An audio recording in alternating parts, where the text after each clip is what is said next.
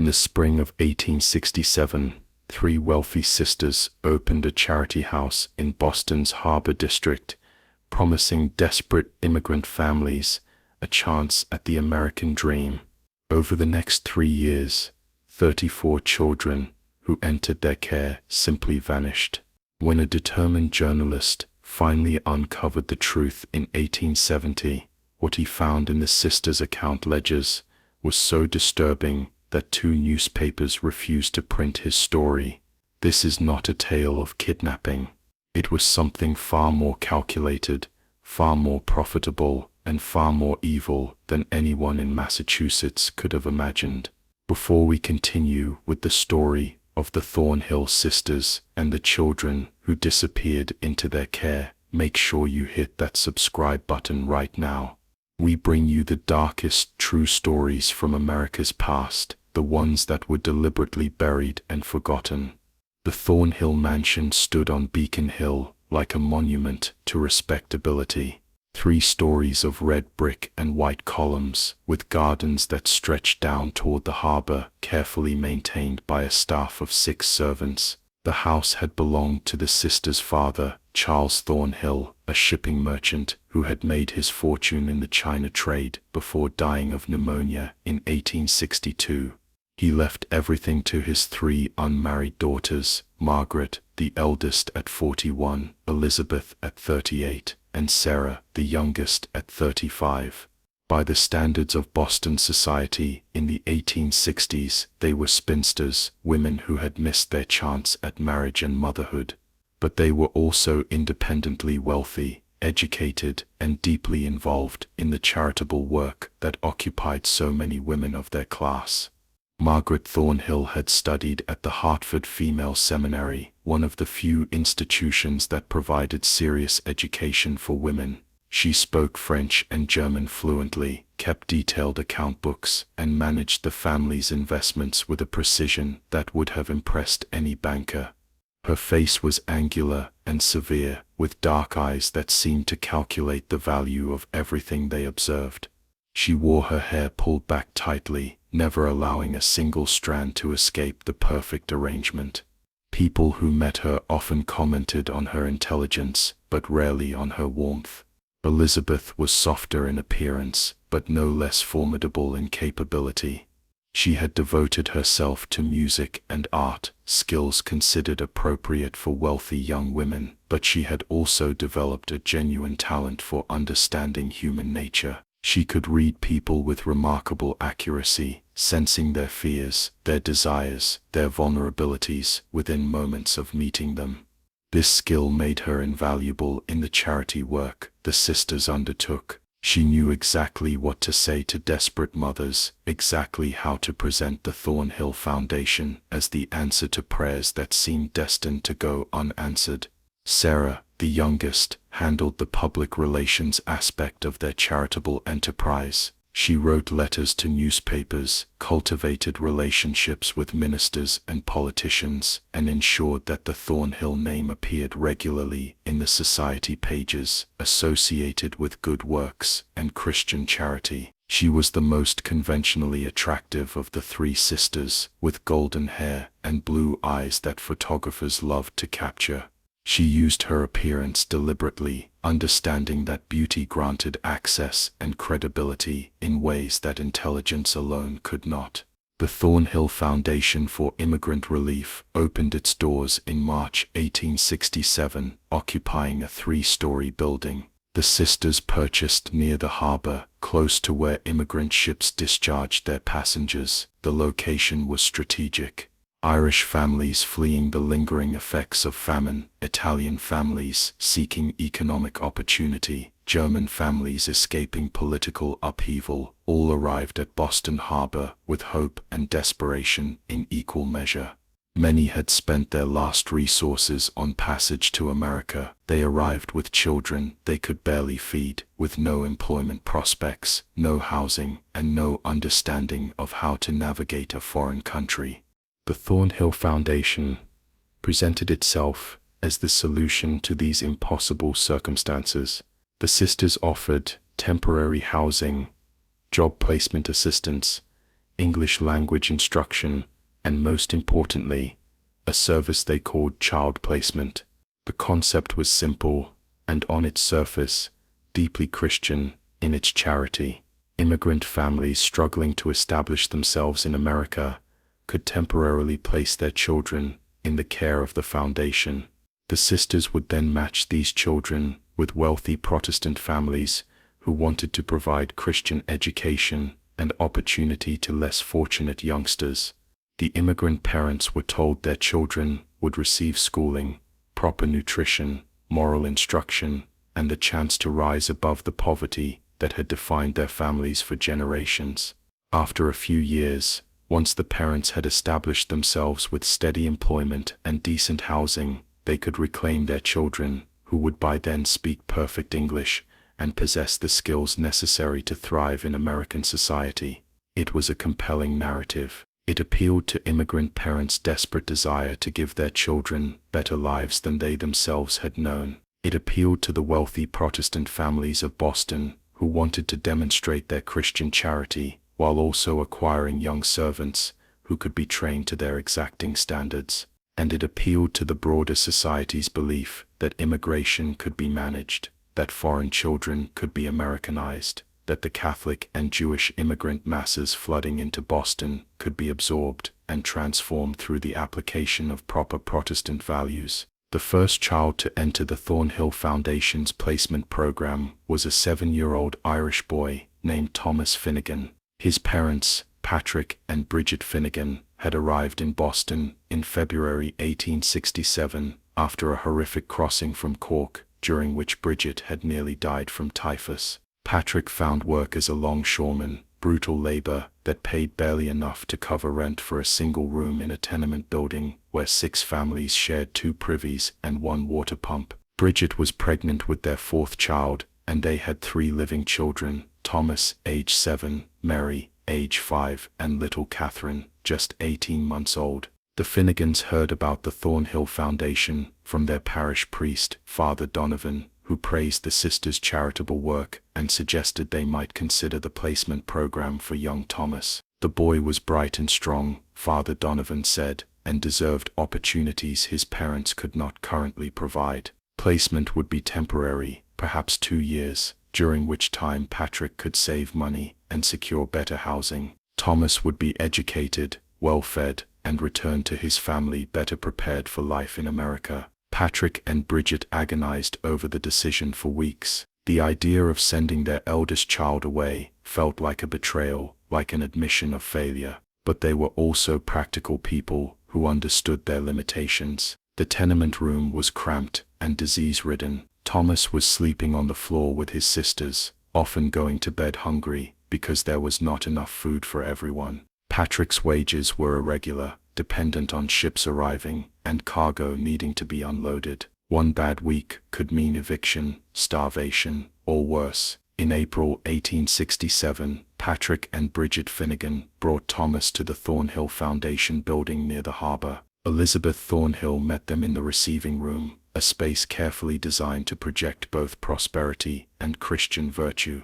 Oil paintings of biblical scenes decorated the walls. Fresh flowers sat in crystal vases. The furniture was new and comfortable, a stark contrast to the broken chairs and filthy conditions of the immigrant tenements. Elizabeth conducted the interview with practiced skill. She asked about Patrick's employment, about Bridget's health, about their housing situation and future prospects. She took notes in a leather-bound journal, nodding sympathetically as Bridget explained through tears how desperately they wanted to keep their son, but how impossible circumstances made that choice feel like condemning him to poverty and ignorance. Elizabeth assured them they were making the right decision, the loving decision. She explained that Thomas would be placed with a respectable family in Western Massachusetts, a merchant family with no children of their own, who wanted to provide Christian education and opportunity to a deserving youngster. Thomas would attend school, learn a trade, receive moral instruction, and be returned to his parents in 2 years' time, transformed into a proper American boy with skills and education that would serve him throughout his life.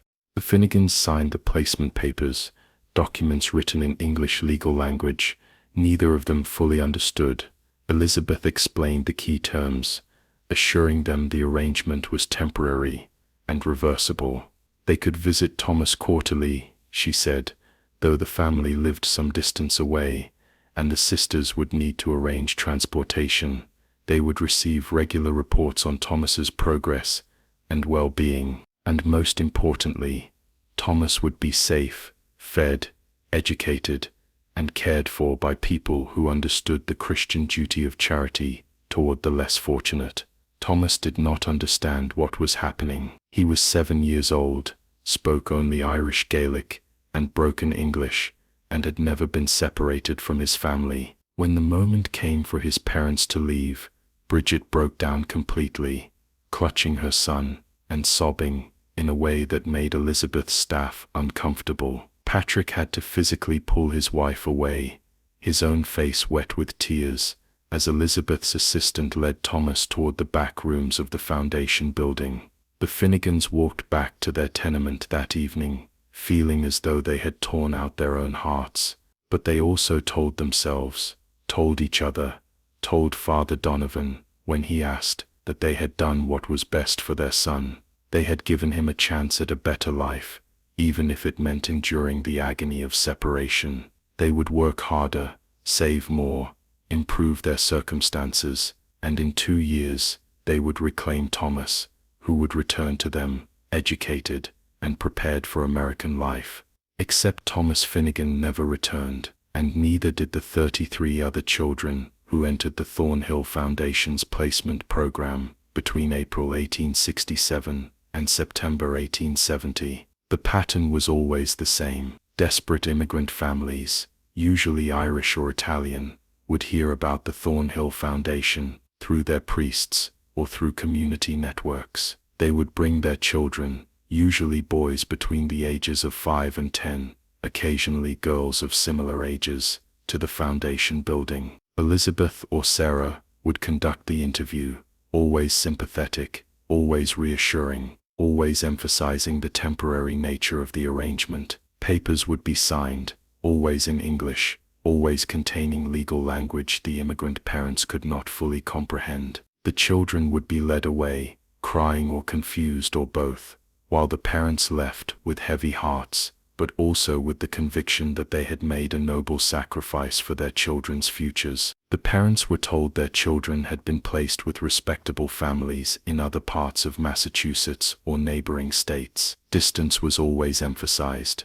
The placement families lived in Springfield, or Worcester, or Hartford or Providence, far enough away that casual visits were impractical. The sisters promised quarterly reports and occasional visits, all arranged and supervised by foundation staff, to ensure the children's adjustment proceeded properly. But the reports never came with any real substance. Parents received brief, generic letters informing them that their children were adjusting well, learning English, attending school, and being cared for by their placement families. Requests for visits were politely delayed. The placement families were traveling, or the children were ill with minor ailments, or the weather made roads impassable, or some other perfectly reasonable excuse prevented the scheduled reunion. Months would pass, then a year, then longer, and the immigrant parents would find themselves trapped between hope and growing dread. Some parents eventually demanded their children's return. Margaret Thornhill handled these situations personally. She would meet with the parents in the foundation's office, expressing deep sympathy for their anxiety, but also explaining that the placement contracts, which they had signed, specified minimum terms. Removing children prematurely would harm their education and adjustment.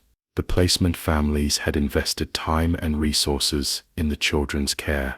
Legal complications could arise if contracts were broken. Wouldn't it be better to wait just a little longer, to allow the agreed-upon term to complete, to give their children the full benefit of the opportunities the placement provided? Most parents, confused by the legal language and intimidated by Margaret's educated authority, reluctantly agreed to wait. A few persisted, threatening to involve police or priests or lawyers. Margaret responded to these threats with calm efficiency. She would produce the signed contracts, perfectly legal documents that gave the Thornhill Foundation broad authority over the children's placement and care. She would reference the family's unstable circumstances, their poverty, their crowded housing, their irregular employment, all factors that called into question their fitness to provide adequate care. She would suggest, gently but clearly, that involving authorities might result in permanent loss of parental rights rather than return of the children. The threats usually stopped after these conversations. Immigrant families in 1860s Boston had little power and knew it. They existed at the margins of society, tolerated but not welcomed, useful for labor but considered morally and culturally inferior by the Protestant establishment. Challenging wealthy, educated, well-connected women like the Thornhill sisters felt impossible, like insects challenging humans. Most parents retreated into silent grief, telling themselves and their remaining children that Thomas or Patrick or Mary was safe and happy and would return someday, even as the years passed, and that someday never arrived. By the fall of 1869, 31 children had disappeared into the Thornhill Foundation's placement program. Not one had returned, not one had been visited by their parents, not one had sent a letter in their own hand. The foundation continued operating, continued accepting desperate immigrant families, continued promising temporary placement and Christian charity and eventual reunion. And the Thornhill sisters continued living in their Beacon Hill mansion, attending charity balls, donating to churches, and being celebrated as exemplars of Christian virtue and feminine charity. No one was investigating. No one was asking uncomfortable questions. The immigrant community whispered among themselves, shared stories of children who had vanished, wondered if something was wrong with the Thornhill Foundation's placement program. But they had no power, no voice, no access to authorities who might listen, and the Protestant establishment of Boston had no interest in investigating 3 wealthy, respectable women whose charitable work made everyone feel good about themselves and their city's treatment of the immigrant poor. The silence might have continued indefinitely. The Thornhill sisters might have continued their operation for years, decades even, if not for a 26-year-old journalist named Michael Brennan, who started asking questions no one else wanted to answer. Michael Brennan was not supposed to be an investigative journalist. He had been hired by the Boston Herald in 1868 as a general assignment reporter, the kind who covered city council meetings, church socials, and minor crimes that filled the middle pages of daily newspapers. He was young, Irish Catholic, and acutely aware that his position at a major Protestant newspaper was both an opportunity and a test. The editors watched him carefully, ready to confirm their suspicions that Irish Catholics lack the intelligence and moral character necessary for serious journalism. Brennan had grown up in the North End, in the same kind of overcrowded tenement housing that still held thousands of Irish immigrant families. His father, Daniel Brennan, had arrived in Boston in 1847, one of the famine refugees who flooded American ports, desperate and dying. Daniel had worked as a laborer, saving every penny he could spare, determined that his children would have educations and opportunities he had never known. Michael, the eldest of 5 children, had attended public school, and then, through a combination of academic merit and his father's sacrifices, Boston Latin School, the prestigious institution that prepared boys for Harvard College. Michael had not gone to Harvard, his family could not afford it, and the anti-Irish sentiment among Boston's Protestant elite made admission nearly impossible for Catholic boys, regardless of academic achievement. But Boston Latin had given him an education that matched what Harvard freshmen received, and it had given him something else, equally valuable, the ability to move between worlds, to speak and write in the formal English of educated Protestants, while never forgetting the Irish Gaelic his mother spoke at home, or the street language of the immigrant neighborhoods. In January 1870, Michael Brennan was assigned to write a feature story about charitable work in Boston. The editors wanted something uplifting, something that would make readers feel good about their city's treatment of the poor and unfortunate.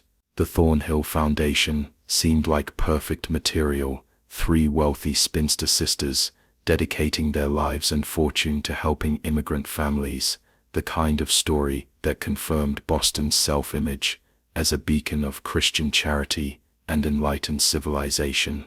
Brennan visited the Thornhill Foundation building in early February.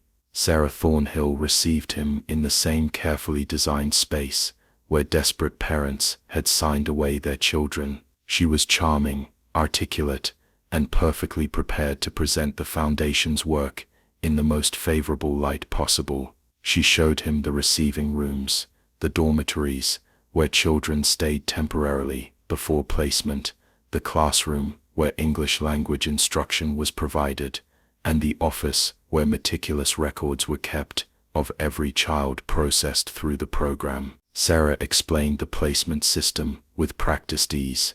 Immigrant families, struggling to establish themselves in America, could temporarily place their children with respectable Protestant families who would provide education, moral instruction, and opportunities for advancement. The program was voluntary, temporary, and designed to benefit everyone involved. The immigrant children received chances they could never have in overcrowded tenements.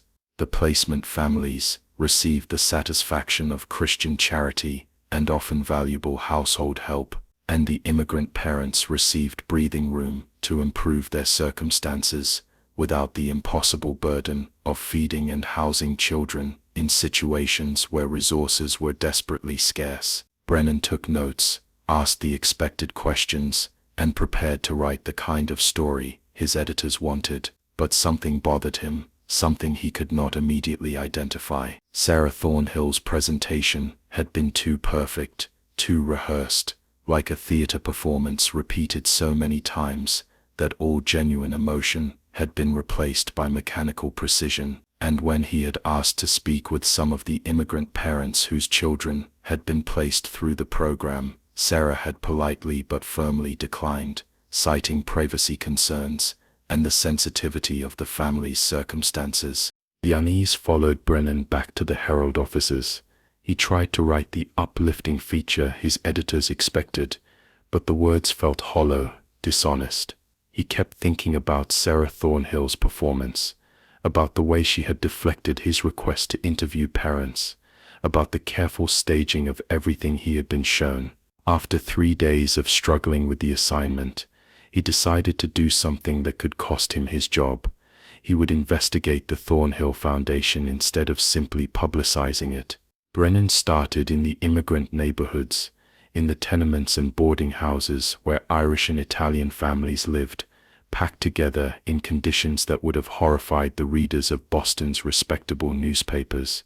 He asked priests and community leaders about the Thornhill Foundation, about families who had placed children through the program, about whether anyone had concerns about how the placement system actually worked. What he discovered was a community filled with grief, confusion, and helpless anger. Dozens of families had placed children with the Thornhill Foundation. Not one had gotten their child back. Not one had been allowed a genuine visit. Not one had received anything more than vague generic letters assuring them their children were thriving somewhere in the distant care of families whose names and addresses were never revealed. Patrick Finnegan, the longshoreman, whose son Thomas had been the first child placed through the program, met with Brennan in February 1870, nearly 3 years after Thomas had disappeared into the Foundation's care. Patrick was a broken man, aged far beyond his 41 years, still doing brutal labor at the docks, but spending his wages increasingly on whiskey that might dull the guilt and grief that haunted him constantly.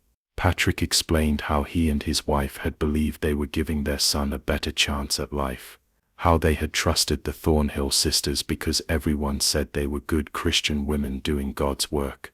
How the promises of temporary placement and eventual reunion had seemed like the answer to impossible circumstances, and how, month after month, year after year, those promises had dissolved into excuses, delays, and finally silence. Patrick had demanded his son's return in 1868, after a year of vague letters and cancelled visits. Margaret Thornhill had met with him, shown him the legal documents he had signed, explained in language he barely understood that the contracts gave the foundation authority over Thomas's placement for a minimum of 3 years.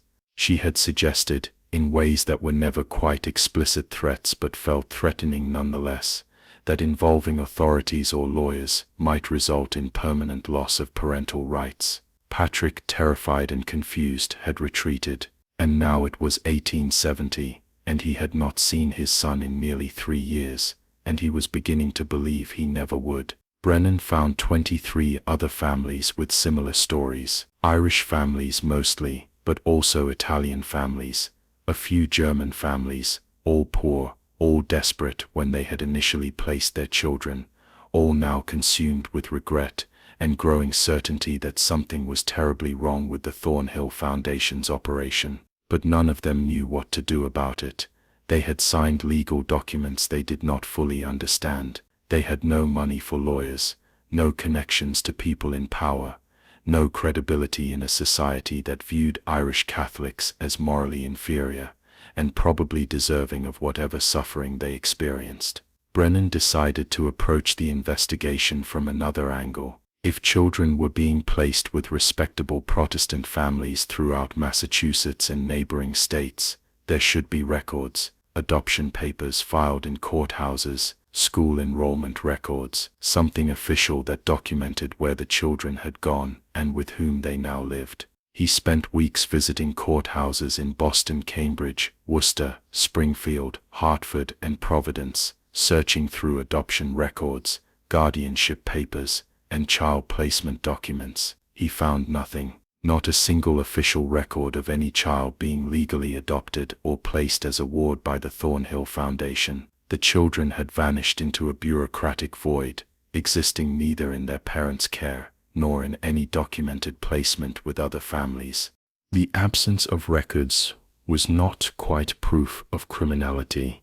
Private placements did not always require court documentation, especially in cases where families maintained custody, but temporarily delegated care to others. But the complete absence of any official paper trail, combined with the stories from immigrant families and the Foundation's refusal to allow parental visits or provide verifiable information about placement families, created a pattern that deeply disturbed Brennan. He decided to visit some of the addresses where children had supposedly been placed. Sarah Thornhill had mentioned during his initial visit that children were placed with families in towns like Lexington, Concord, Worcester, and Springfield. Brennan took a week's leave from the Herald, telling his editors he was visiting family in New York, and instead traveled through Massachusetts, visiting the towns where the Thornhill Foundation claimed to have placement families. What he discovered confirmed his worst suspicions. In Lexington, he visited the address supposedly associated with a family named Williams, who had taken in an Irish boy named Sean Murphy in 1868. The address was a boarding house whose owner had never heard of any family named Williams. In Concord, the supposed placement address for a girl named Lucia Romano turned out to be a church rectory, where the priest had no knowledge of any child placement program or any connection to the Thornhill Foundation. Similar results emerged in Worcester and Springfield. The addresses the Foundation had provided to parents, the few times specific information had been shared, were either incorrect, associated with people who had no knowledge of any children, or in some cases addresses of families who had died years before the supposed placements occurred. Brennan returned to Boston in March 1870 with notes documenting systematic fraud. The Thornhill Foundation was not placing children with respectable families. The children were disappearing, and the sisters were lying about where they had gone. But disappearing to where, and for what purpose? The answer came from an unexpected source. In late March, a woman named Catherine Moore approached Brennan at the Herald offices. She was in her 50s, respectably dressed, but nervous, constantly looking around as though afraid of being observed. She asked to speak with him privately about the Thornhill Foundation, and Brennan immediately took her to a small office where they could talk without being overheard. Catherine Moore had worked as a domestic servant for the Thornhill family from 1863 to 1869. She had left their employment in January 1869, officially to care for her aging mother, but in reality, because she could no longer participate in what the sisters were doing. She had remained silent for over a year, afraid of retaliation, afraid of not being believed, afraid of losing the reference that allowed her to secure new employment. But her conscience had finally overcome her fear, especially after seeing Brennan's inquiries in the immigrant neighborhoods. What Catherine revealed was more horrible than Brennan had imagined. The Thornhill Foundation was not placing children with families at all. The sisters were selling them. The entire operation was a sophisticated child trafficking business that generated enormous profits by exploiting the desperation of immigrant families and the complete lack of legal protections for children whose parents had signed away temporary custody. The process worked like this. Children brought to the foundation were kept in the building for several days or weeks, long enough for their parents to stop checking regularly, long enough for the children to understand that no one was coming to take them home. During this period, the sisters or their staff would assess each child, documenting their age, appearance, health, temperament, and any skills or characteristics that might affect their value in various markets. Boys between 6 and 10 were typically sold to factories, mills, and agricultural operations that needed cheap labor. The buyers were business owners throughout New England who understood that children could be worked harder than adults, paid less than adults, and controlled more easily than adults. Immigrant children without legal protections were especially valuable because they had no recourse if injured, no family connections to complain if mistreated, and no ability to simply leave when conditions became unbearable. Girls of similar ages were sold primarily into domestic service, placed with wealthy families who wanted servants who could be trained young and controlled completely. The prettiest girls, Catherine said with obvious distress, were sometimes sold to brothels, particularly those serving wealthy clients who paid premium prices for very young girls. Catherine had never witnessed these transactions directly, but she had overheard enough conversations between the sisters to understand that this market existed and was particularly profitable. Children under 5 were generally sold to couples unable to have children of their own, families willing to pay substantial sums for infants or toddlers who could be raised as their own without any interference from biological parents. These sales were presented as quasi-adoptions, though they involved no legal documentation and provided the purchasing families with no legitimate claim to the children beyond the fraudulent papers the Thornhill sisters provided. The prices varied considerably based on age, appearance, health, and intended use. A healthy boy of 8 might sell for anywhere from $50 to $200, depending on the buyer and the child's perceived capacity for labor. Girls typically commanded slightly lower prices, except for the youngest infants, who could fetch $300 or more from desperate couples. Over 3 years, Catherine estimated, the sisters had generated at least $15,000 from child sales, an enormous sum equivalent to what a skilled laborer might earn over 20 years. The money was carefully laundered through the foundation's supposed charitable operations. Donors who gave money to support the sisters' good works had no idea their contributions were supplementing income from child trafficking. The foundation's account books, which Sarah had proudly shown Brennan during his initial visit, contained no references to sales. Instead, the books showed donations, modest fees charged for placement services, and careful documentation of expenses related to housing, feeding, and educating children temporarily in the foundation's care. Catherine provided Brennan with details that could only have come from someone who had worked inside the operation.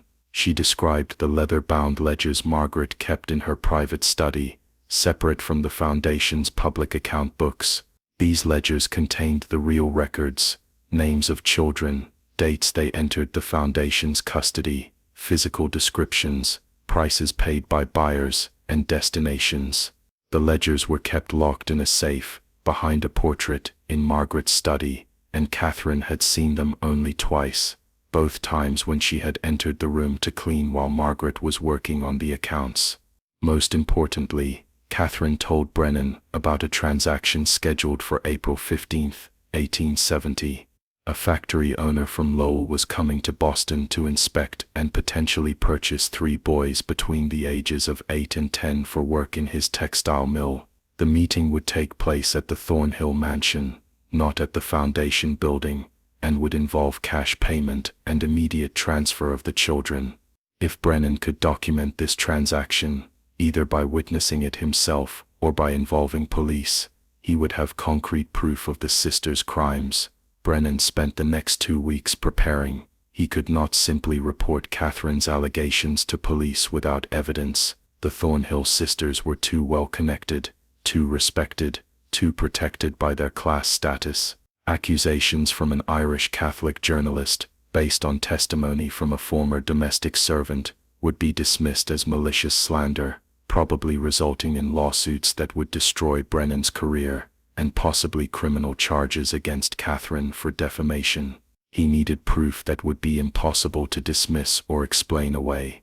He needed to document the transaction Catherine had described, needed witnesses with credibility, needed evidence that would force even Boston's Protestant establishment to acknowledge the truth about 3 of their most celebrated charitable ladies. On the morning of April 15, 1870, Michael Brennan positioned himself with 2 colleagues from the Herald, both Protestant journalists whose credibility would be harder to dismiss than his own, in a rented room across from the Thornhill Mansion. They brought a camera, an expensive and cumbersome device but one that could provide visual documentation of who entered and left the mansion that afternoon. They also brought notebooks and a clear plan, document everyone who entered, note the timing, and if possible follow when anyone left with children. At 2 o'clock in the afternoon, a carriage arrived at the Thornhill Mansion. A man in his 50s, well-dressed and carrying a leather satchel, stepped out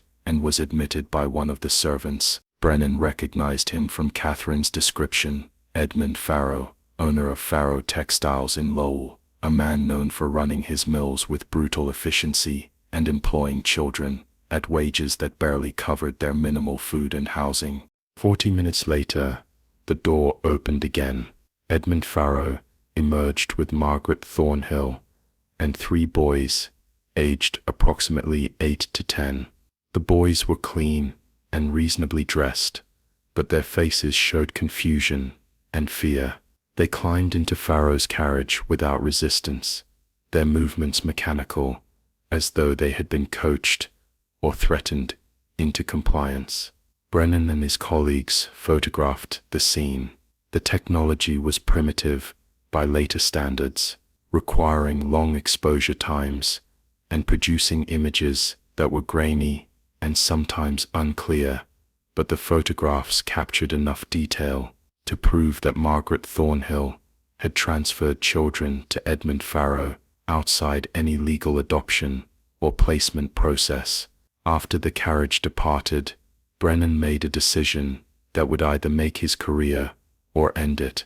He went directly to the office of District Attorney Josiah Bradford, bringing his notes, Catherine Moore's testimony, and the photographs taken that afternoon. He explained everything: the missing children, the fraudulent placement claims, the systematic operation of a child trafficking business disguised as Christian charity, and the transaction they had just documented at the Thornhill mansion.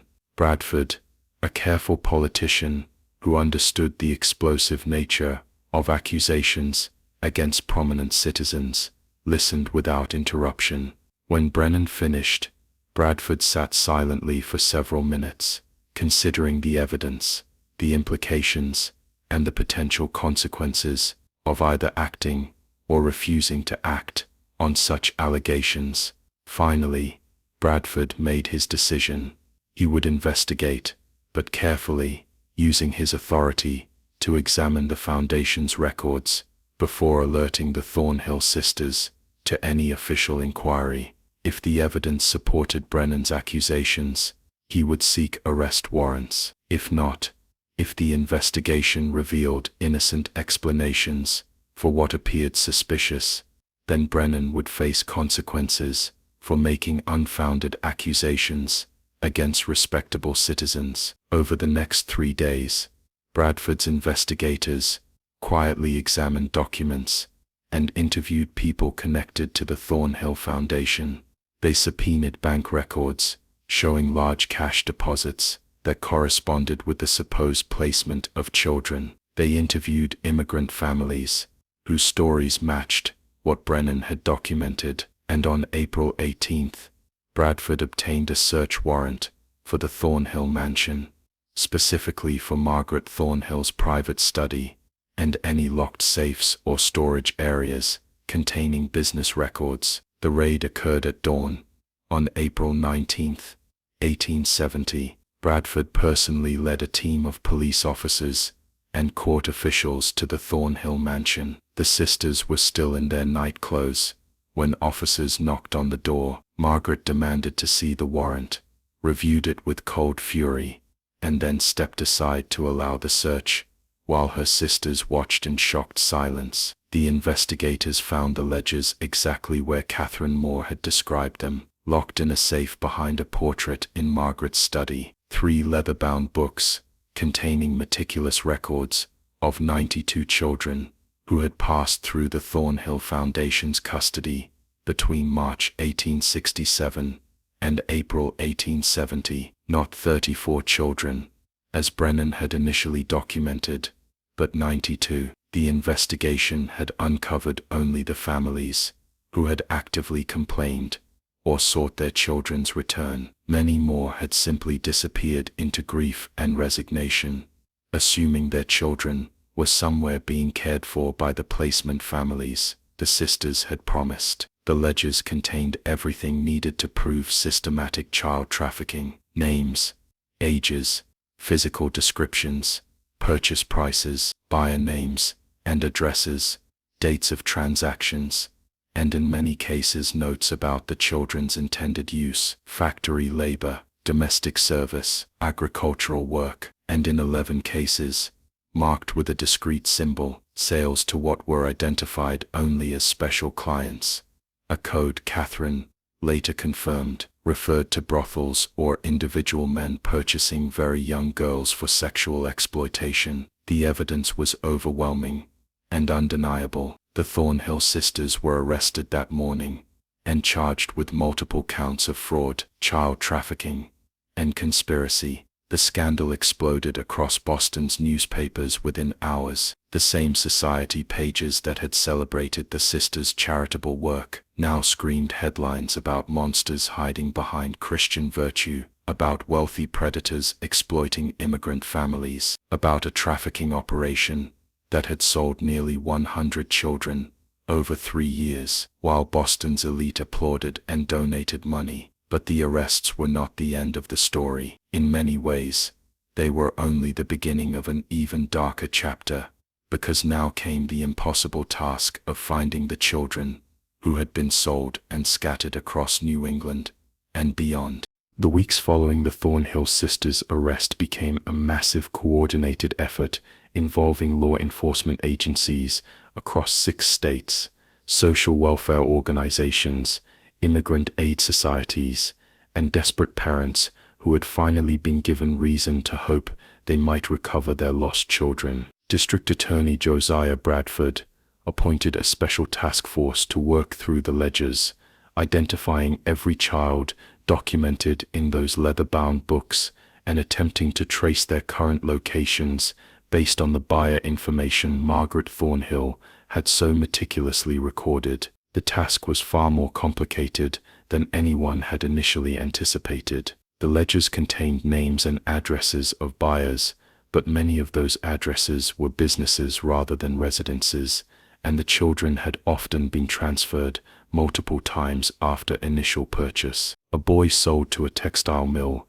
in Lowell might have been moved to a factory in Lawrence after an injury made him less useful, or sold again to a different operation when the original buyer no longer needed child labor. Girls placed in domestic service could be anywhere, working in households whose owners might not even remember the original transaction, or might claim the children had been legitimately adopted rather than purchased. Moreover, many buyers were not eager to cooperate with authorities seeking to reclaim children who had become valuable workers or servants. Factory owners argued they had paid good money for labor contracts and were legally entitled to the children's work until debts were satisfied. Families who had purchased infants or toddlers insisted they had adopted the children legitimately and refused to acknowledge that their supposedly legal adoptions were actually based on fraudulent documents provided by the Thornhill sisters. Some buyers had moved out of state,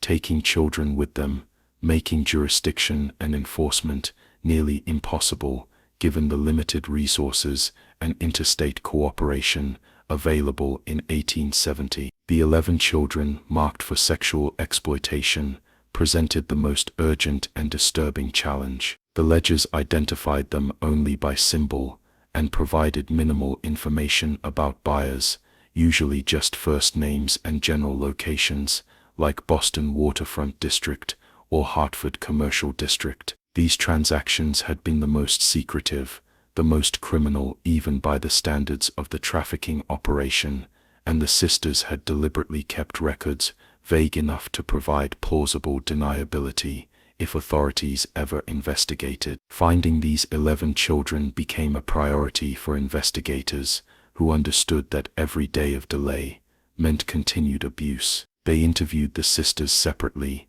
offering reduced sentences in exchange for information about the special clients who had purchased children for sexual purposes. Margaret refused to cooperate at all, maintaining icy silence even when confronted with the ledgers containing her own handwriting. Elizabeth eventually provided some information, claiming she had opposed these particular sales, but had been overruled by Margaret, who controlled the operation. Sarah broke down completely during interrogation, providing names and details about 4 of the 11 transactions, though she insisted she had believed the buyers were wealthy men who wanted daughters rather than understanding the sexual nature of the sales. Based on Sarah's information and extensive investigation in Boston's criminal underworld, authorities located 3 of the 11 children within 6 weeks of the arrests. 2 girls, aged 7 and 9, were found in a brothel operating in the basement of what appeared to be a respectable boarding house. Both girls had been severely abused and were in such poor physical and psychological condition that doctors were uncertain whether they would survive even with immediate medical care. The 3rd child, a 10-year-old boy, was found in the home of a wealthy merchant who had purchased him for purposes the investigation reports described only as unspeakable perversion. The boy was removed from the home and the merchant arrested, though his social connections ensured he would never face public trial or significant punishment. The other 8 children marked for sexual exploitation were never found. Either the information in the ledgers was too vague to allow identification, or the buyers had moved away, or the children had died from abuse or disease, or been disposed of in ways that left no trace. This reality haunted everyone involved in the recovery effort, the knowledge that even with the operation exposed and the perpetrators arrested, some victims had vanished so completely that justice and reunion would remain forever impossible. For the children who were found and identified, the process of reunion with their families was often complicated and painful. Some parents had died in the 3 years since placing their children with the foundation, victims of disease, industrial accidents, or the grinding poverty that had made them desperate enough to trust the Thornhill sisters in the first place. Other parents had moved away, or simply could not be located, scattered among the thousands of immigrant workers who drifted between cities seeking employment and survival. Even when parents were found and children recovered, reunion was not always the happy ending everyone hoped for. Children who had spent years in factories or domestic service had been changed by their experiences. They had forgotten their native languages, lost connection to their families and cultures, internalized beliefs that they were property rather than people. Some no longer recognized parents they had not seen since early childhood. Others had been so traumatized by their experiences that they could not trust anyone, including the parents who had signed the papers that sent them into hell. Thomas Finnegan, the first child placed through the Thornhill Foundation, was found in June 1870 working in a textile mill in Lowell. He was 10 years old but looked much older, his body bearing scars from machinery, accidents and beatings from supervisors who enforced discipline with violence. He had no memory of his parents, no recollection of the Irish language he had spoken as a small child, and initially refused to leave the mill despite its horrors, because it was the only life he could remember. Patrick Finnegan traveled to Lowell with Michael Brennan, who had continued following the story even after his initial reporting had sparked the investigation. Patrick had imagined this reunion for 3 years, dreamed of holding his son again, hearing Thomas call him father, bringing the boy home to his mother and sisters, who had never stopped grieving his loss. But when Patrick saw Thomas in the mill dormitory, when he tried to embrace a boy who flinched away in fear and confusion, the reality of what the Thornhill sisters had done became devastatingly clear. They had not just sold children, they had erased identities, severed family bonds, and created orphans whose parents were still alive but forever unreachable, across a chasm of trauma and lost time.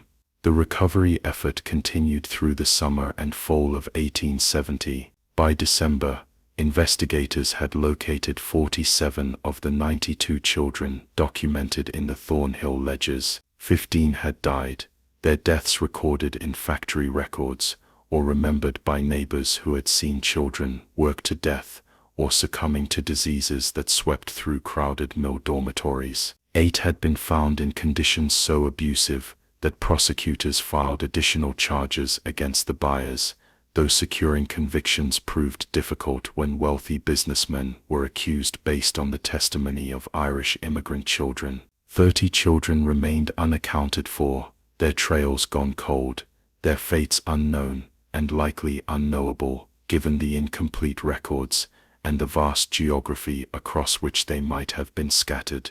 The trial of Margaret, Elizabeth, and Sarah Thornhill began in February 1871. The proceedings attracted massive public attention, filling the courthouse with spectators eager to see 3 wealthy women, held accountable for crimes that violated every principle of Christian charity and feminine virtue they had claimed to embody. The prosecution presented overwhelming evidence, the ledgers, testimony from Catherine Moore and other former employees, statements from buyers who had purchased children, and heartbreaking testimony from immigrant parents, describing how they had been deceived and exploited. The defense attempted several strategies. They argued the sisters had genuinely believed they were providing charitable services, and that any sales of children had been legitimate placements for which the buyers had reimbursed the foundation for care expenses. They claimed Margaret had acted alone in the more criminal aspects of the operation, while Elizabeth and Sarah had been deceived just as thoroughly as the immigrant families. They suggested that the immigrant parents bore some responsibility for signing legal documents, transferring custody of their children, implying that people who would give away their own children deserved whatever consequences resulted. None of these arguments found sympathy with the jury. The evidence was too clear, the exploitation too systematic, the suffering too extensive for any reasonable person to believe the sisters had acted innocently or had been deceived about the nature of their operation. After 3 weeks of testimony and less than 4 hours of deliberation, the jury returned guilty verdicts on all charges for all 3 sisters. The sentencing hearing took place in March 1871. District Attorney Bradford argued for maximum sentences, emphasizing that the sisters had betrayed positions of trust and privilege to prey upon the most vulnerable members of society. He detailed the deaths, the abuse, the destroyed families, and the children who would never be found or recovered. He called for punishment that would send a clear message that wealth and social status provided no protection for those who trafficked in human beings. The defense pleaded for leniency, arguing that the sisters were first-time offenders from respectable families who had made terrible mistakes but did not deserve to spend their remaining years in prison. Sarah's attorney presented evidence that she had suffered a complete nervous collapse since her arrest and was in such fragile mental condition that imprisonment might kill her.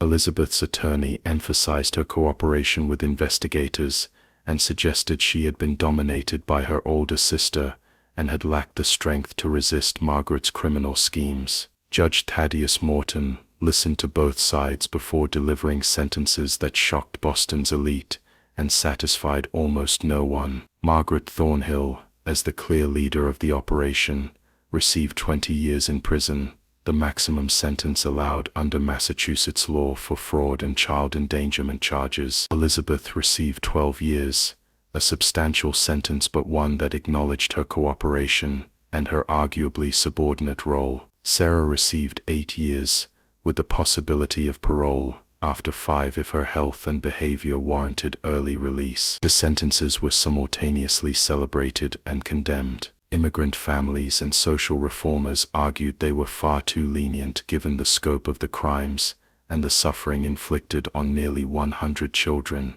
and their families. Wealthy Boston families were horrified that respectable women from good families could be sentenced to prison terms usually reserved for common criminals. The newspapers, which had initially celebrated the sisters' charitable work before condemning their crimes, now debated whether the sentences reflected appropriate justice or excessive vengeance against women who had, after all, operated in a gray area where child placement practices were poorly regulated and immigrant families had voluntarily signed custody documents. The Thornhill mansion on Beacon Hill was sold to pay restitution to victims, though the amounts recovered were far less than the actual damages inflicted on families and children. The Thornhill Foundation building was closed, its operations transferred to legitimate charitable organizations that would be subject to proper oversight and regulation. The scandal prompted Massachusetts to pass new laws regulating child placement,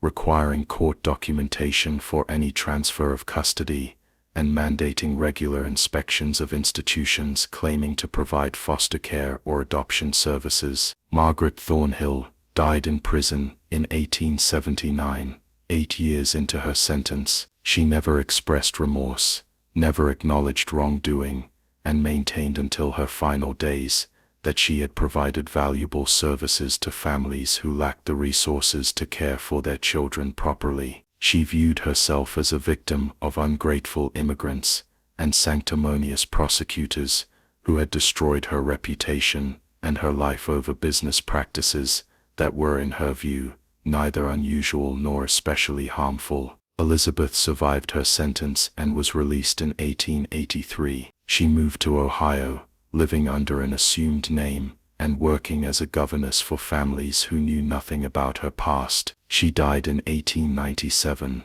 her true identity discovered only after her death, when papers in her possession revealed her connection to the Boston Harbor scandal. Neighbors who had known her as a quiet, respectable woman, caring for other people's children, were horrified to learn she had once trafficked children on an industrial scale. Sarah never left prison. Her mental and physical health deteriorated steadily during her incarceration, and she died in 1876, just 5 years into her sentence. Her death was attributed to pneumonia, but guards and other inmates reported she had essentially lost the will to live, spending her final years in a state of catatonic depression broken only by occasional episodes of hysterical weeping, during which she would apologize repeatedly to children who existed only in her tortured memory. The children who survived and were recovered carried the trauma of their experiences throughout their lives. Some managed to rebuild relationships with their families, though the bonds were never what they would have been if the placement had never occurred. Others never successfully reconnected, remaining strangers to parents and siblings they could not remember or could not forgive for having sent them away in the first place. A few thrived despite their ordeals, using the anger and pain as motivation to build lives that proved their worth and their humanity, regardless of how they had been treated. But many struggled with poverty, addiction, violence, and mental illness, their futures damaged as surely as their childhoods had been stolen. Thomas Finnegan eventually returned to his family in Boston. The reunion was awkward and painful, marked by long silences and careful avoidance of the years that had separated them. He never fully recovered his childhood languages or memories, never entirely reconnected with his parents or younger sisters.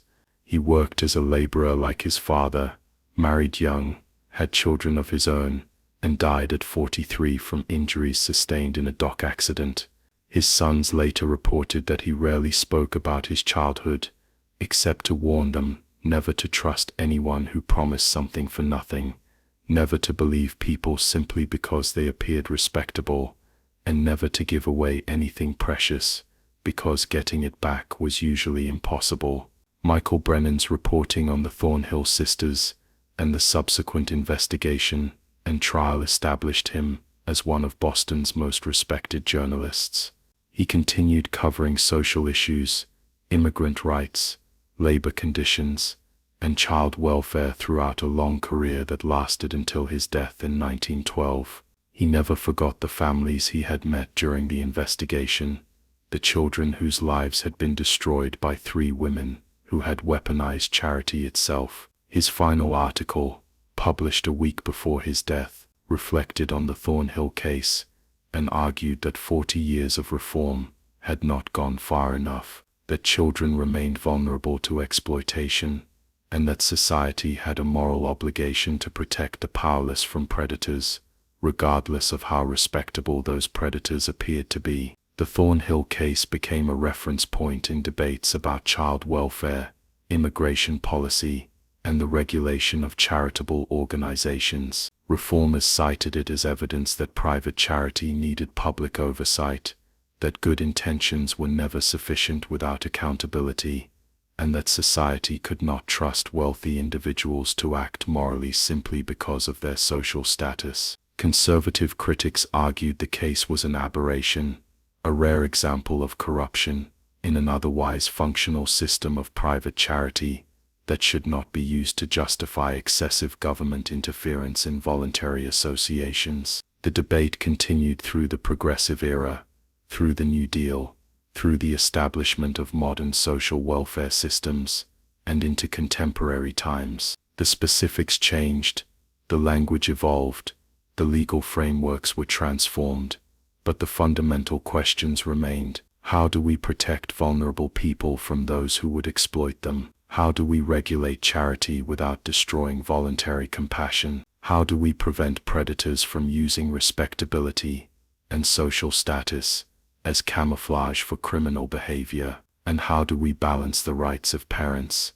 the welfare of children, and the authority of institutions in situations where competing interests create opportunities for abuse? The Thornhill sisters are long dead, their victims scattered across time and geography, Their crimes remembered mainly by historians and social workers, who study the evolution of child welfare systems, but the lessons of their operation remain relevant. Evil does not always announce itself with obvious villainy. Sometimes it dresses in fine clothes, speaks educated language, operates from mansions on prestigious streets, and cloaks itself in the rhetoric of charity and Christian duty. The most dangerous predators are often those who understand exactly how to exploit society's noblest impulses, how to weaponize trust, and how to profit from the desperation of people who have no other choices. The 92 children who passed through the Thornhill Foundation deserved better than they received.